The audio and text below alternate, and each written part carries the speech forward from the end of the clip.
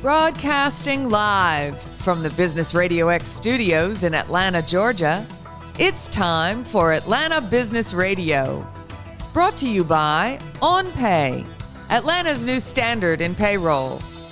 To learn more and get your first month free, go to onpay.com. Now, here's your host.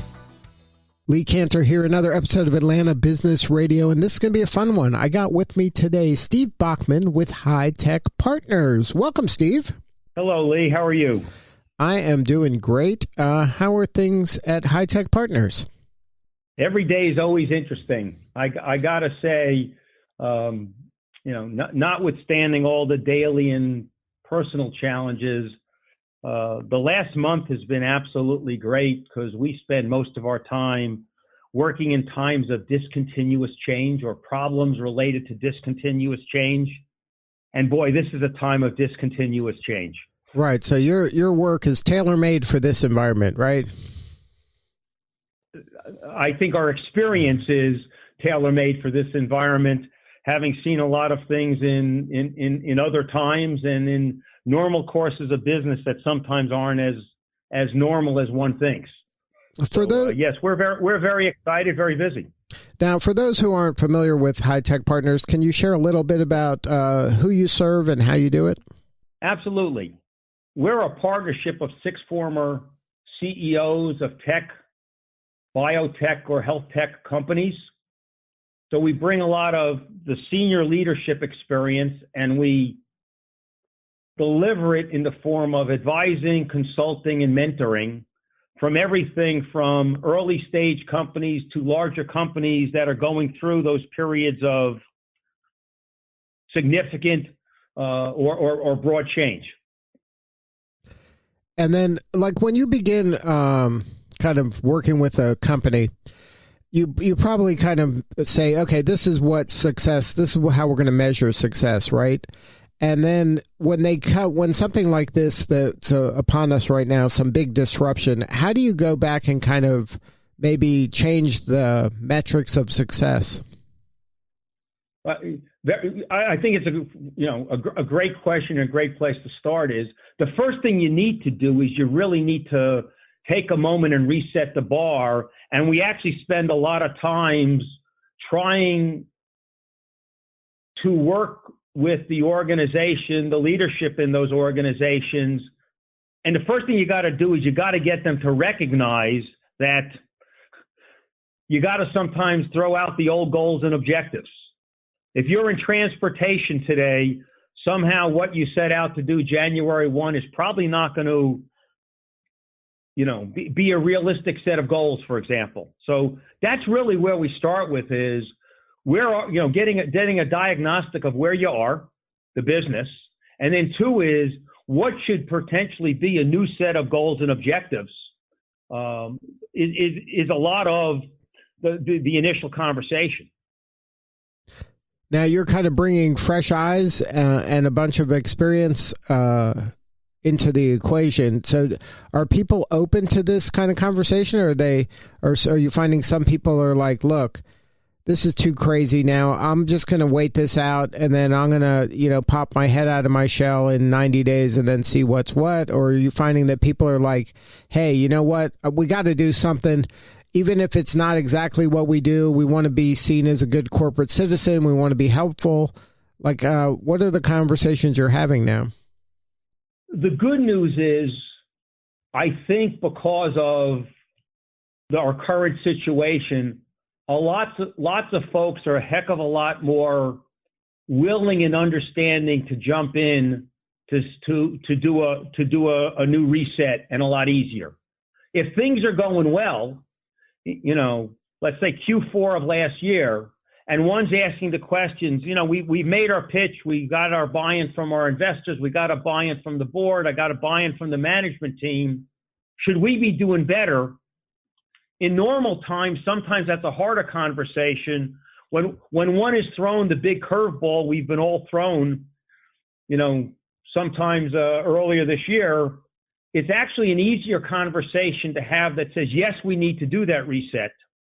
And then the question turns into, let's figure out what that reset might be, and then who are the stakeholders we need to get involved to communicate that with. Is it the board?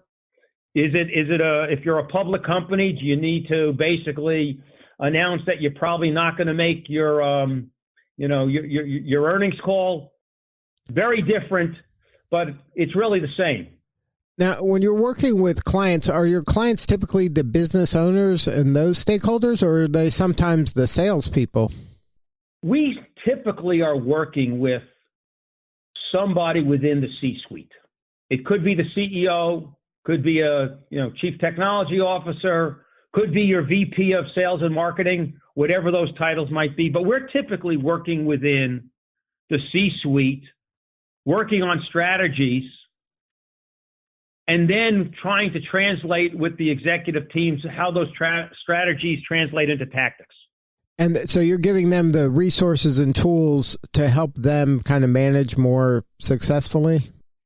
Well, I think what we're giving them is we're giving them an experienced sounding board against which they can have some of the hard conversations they want to have with people that are outside the organization who can challenge things that sometimes are sacrosanct within an organization, right? Right. Now, when you're having... Also, sometimes... I'm sorry. Sometimes it's hard to have the conversation if you're having it with a CEO.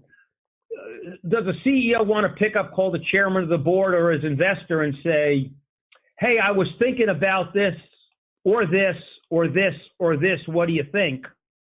Sometimes it's easier to come to us, have those conversations, get a chance to play through the thought process, get a chance to be challenged in a similar kind of way and in a similar kind of role.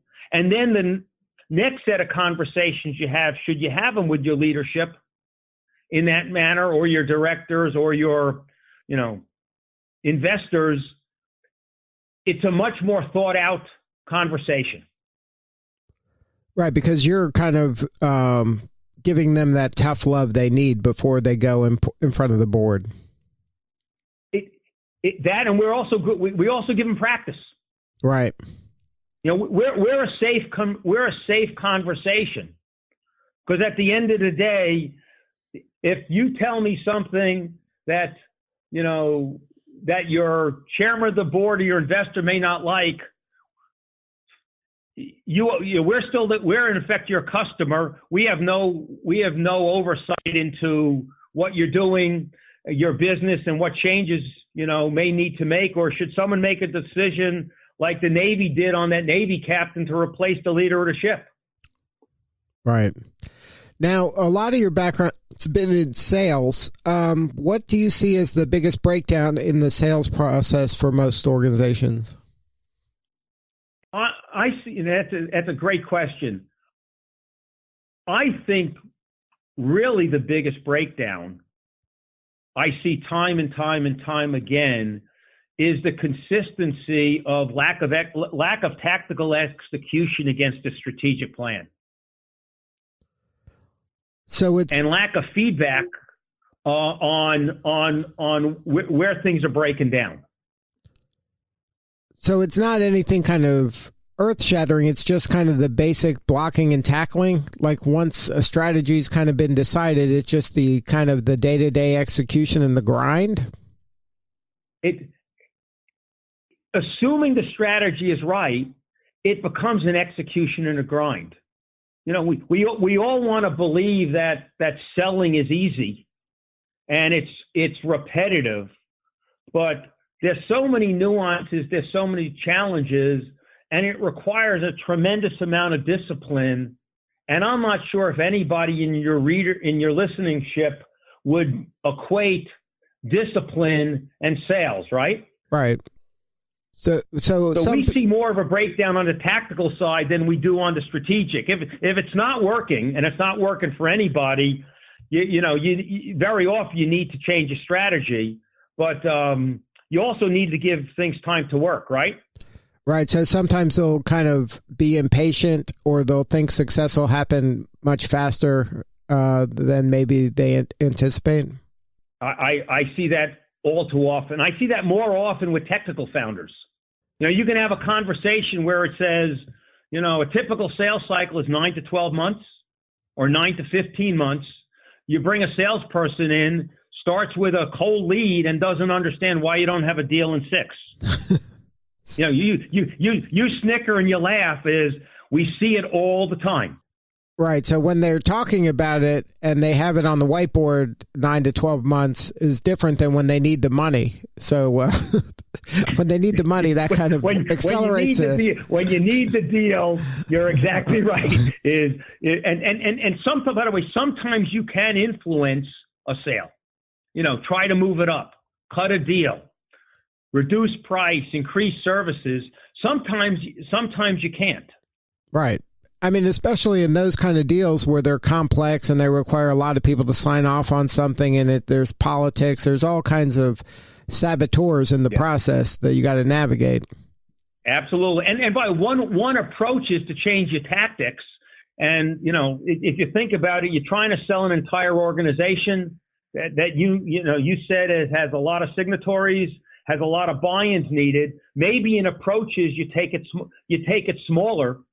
And you try to develop a beachhead, get into a smaller group that maybe has a bigger set of pains, and then go in that way. Those are some of the tactics one needs to look at. And sometimes you can move the needle, sometimes you just can't. Right. So now, when you're in a kind of a crisis mode that we're in now for some organizations, and some people have to kind of rethink entire business models, really. Like if you look at the restaurant industries, they're going for like a fine dining restaurant where the ambiance and environment was the whole selling point, and that's now out the window, and now they're selling takeout, in meal kits. Like, how do you have those kind of conversations? Can you really help them kind of rethink what their superpowers are and how best to deliver something just to kind of get through this crisis? I think, yes, you can. And if you think about it, is the conversations, you can eliminate a quarter, half, 3/4 of the conversations because of all the things a fine dining restaurant can't do today, right? Right. Can't bring people in. You can't do a bunch of other things. So the trick is, how do you sit down and say, all right, what is the hand, what is the hand of cards you were played? And now let's get down to this detailed conversation that says, you can't bring in people in, they must come out. You must have it in a format that you can deliver it and drop it in the trunk of their car. All right. So now what do we do that we can be unique and different so we don't look like the same, $4 hamburger or $8 cheeseburger? How do we bring and how do we communicate, and then how do we deliver on that message so you get people to engage you and come back? And sometimes it's just sales. Sometimes it's a combination of sales and marketing. I've seen more people quickly revise websites for businesses that might not have revised websites for years, because you need to be able to talk and communicate, or at least get the home page up that says, yes, we're doing delivery and takeout. Right. I mean, sometimes that's just a sign is enough, to let people know you're still in business. Exactly. And the good news is I think the city leaders are really doing a good job in trying to help the businesses.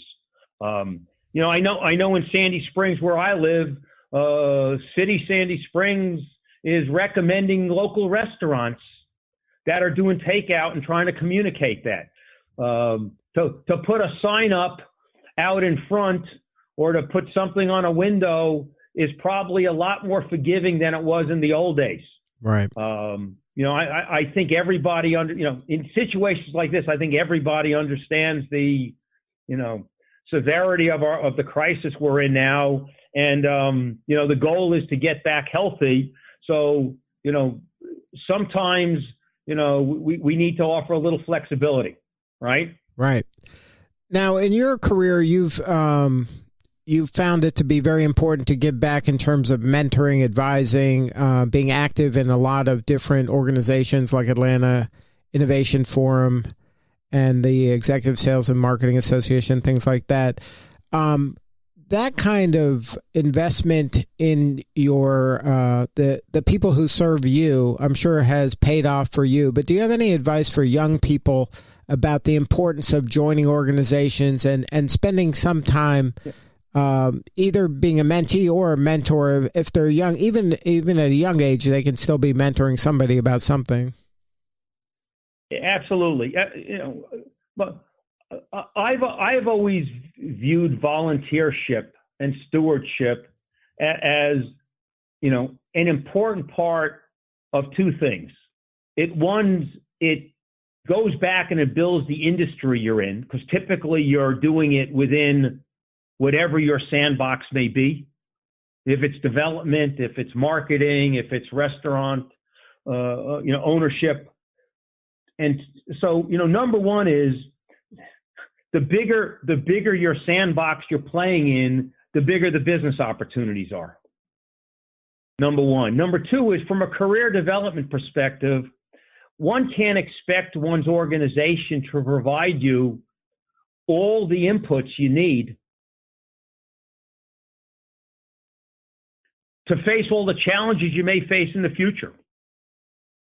And, I'll use Atlanta Innovation Forum, given an opportunity to provide a leadership role in, our Women Driving Innovation group, where in effect you're running a division of a business with P&L responsibilities before you may have P&L responsibilities at a business you're in.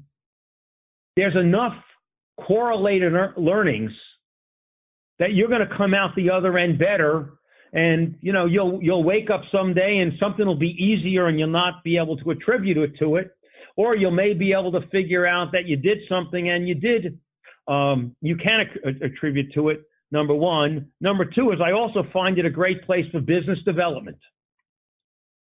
It's really hard knocking on doors and asking people for their time with an expectation of money.